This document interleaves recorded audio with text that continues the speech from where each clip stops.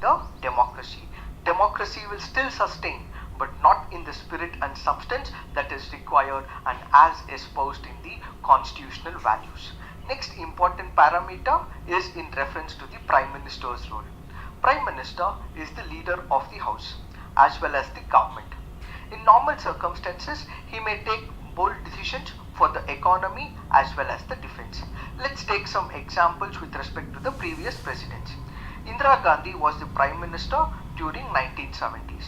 It was her wit as well as the audacity to come over and divide Pakistan into East Pakistan and West Pakistan.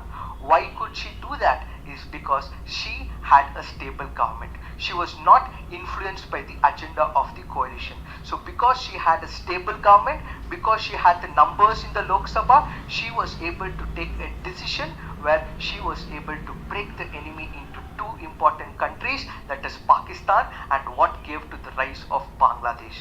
Another important one is in terms of the Prime Minister Narendra Modi's government. So Modi government also has taken some of the important decisions when it comes to the economy as well as the defense. The surgical strike, the GST, all these are important decisions taken by the government. Why are they able to take these decisions? Because there is less influence of the coalition. There is no dispute that is arising because of the differences of opinion. As a result, they are able to make a mark in the economy as well as the defense. But the current problem is, because of the coalition, there are antagonistic parties with different agenda. Each coalition have their own agenda. They have their own state representations. They do have their own manifestos. So any political party which is not independent will have to walk down to the pressures of the coalition agenda, which will have its own set of agendas as well. So Prime Minister may spend more time in settling these inter-party disputes rather than providing effective leadership to public administration, and hence governance suffers. This gives rise to the control of bureaucracy, leading to decisions taken to save the government rather than saving the will of the people. The next important aspect is in terms of the people's role. Control over bureaucracy in democracy means people's wishes are to be respected, and these are expressed by the elected representatives. So people actually elect their representatives and all their intentions are put across the elected representatives, and it is this elected representative who represents the will of the people. During normal circumstances, for proper control over bureaucracy, a well-organized and well-developed party system is essential.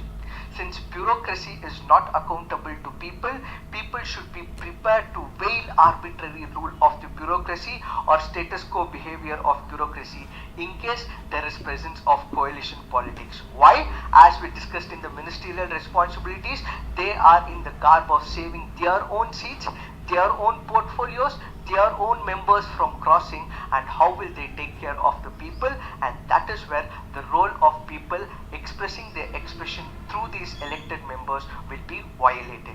The next important point is bureaucratic aspirations.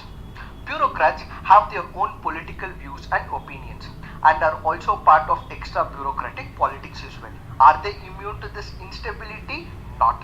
In aspirations of their future political role, they may even work for a party of their like in the absence of checks and balances. From the constitution, we know for the fact that the bureaucrats are supposed to remain neutral, and they can remain neutral if there are checks and balances by the minister, and the minister can look into a bureaucrat if he has enough power. But when we looked into the ministerial responsibility, we did discuss the minister is more inclined to save his own seat, prevent his party members from crossing to another political party. So in this scenario, how much of this ministerial power will have a check on the bureaucracy is a questionable part.